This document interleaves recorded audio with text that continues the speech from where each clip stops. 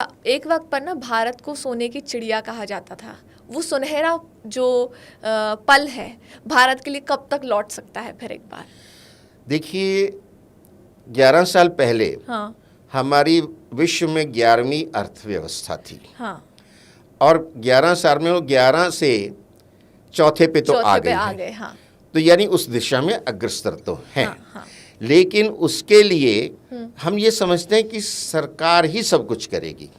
भाई सरकार तो हम में से ही बनी है ना, चुन के भेजे हैं, हम में से ही है।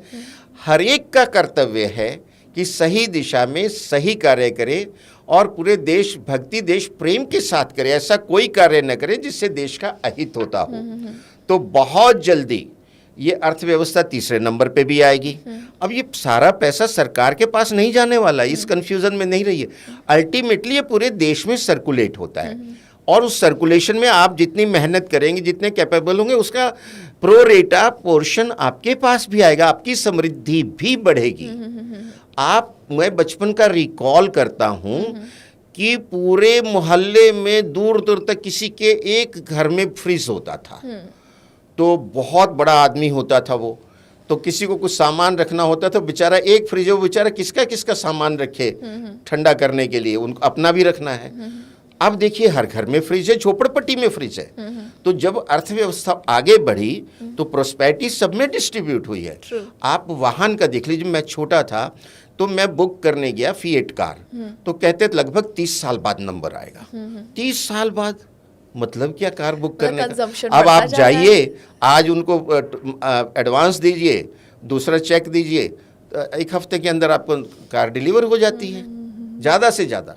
और कार वाले घर पे आते हैं कि भाई ले लो, बैंक का लोन भी ले लो, किश्तों में ले लो, कारें सरप्लस हैं।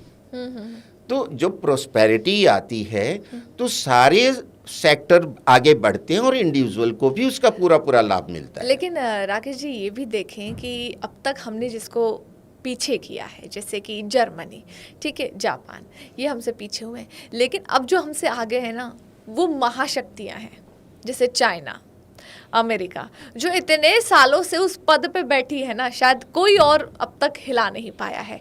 तो एक आपका अंदाज़ा क्या कह रहा है कि 1947 तक क्या भारत? देखिए ऐसा है कि हम तीसरे नंबर पे तो आ जाएंगे बहुत जल्दी। हाँ। लेकिन तीसरे से दूसरे के बीच का गैप बहुत बड़ा है और हाँ। दूसरे से पहले के बीच का गैप बड़ा है। तो दूसरे नंबर पे आने के लिए बहुत मेहनत करनी पड़ेगी और सबको देश हित में चलना पड़ेगा। कि एक दूसरे का विरोध करते रहेंगे कि हम अपनी सीट अपनी पार्टी को ले आए आगे, सिर्फ ये सोच के, तो फिर देश आगे नहीं बढ़ सकता। और जिस तरह का नेतृत्व वो चल रहा है और ये चलता रहा तो 2047 तक हम दूसरी महाशक्ति बन सकते हैं। क्या बात है, ये बहुत बड़ी बात आपने कही है और हम ये निश्चय ही बन सकते हैं। हाँ। कंडीशंस अप्लाई, वो मैंने एक्सप्लेन की। हाँ। 2029 में क्या लग रहा है, क्या मोदी जी ही प्रधानमंत्री बनेंगे या फिर?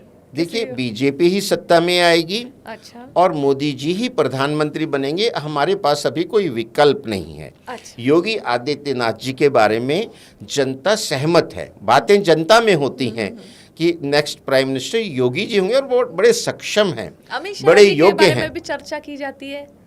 अमित शाह जी के लिए भी चर्चा की जाती हाँ, है। वो की जाती है। लेकिन जो इनका रिफ्लेक्शन आ रहा है, क्योंकि ये देश का सबसे बड़ा राज्य यूपी संभाल रहे हैं, जब 25 करोड़ की पॉपुलेशन है।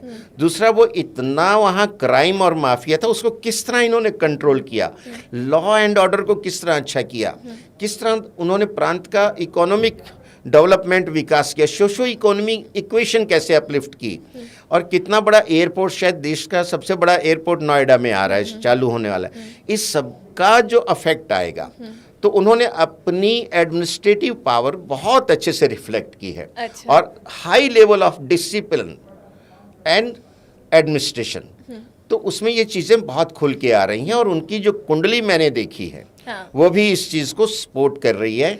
और मोदी जी के बाद अगले प्रधानमंत्री निश्चय ही योगी आदित्यनाथ जी होंगे।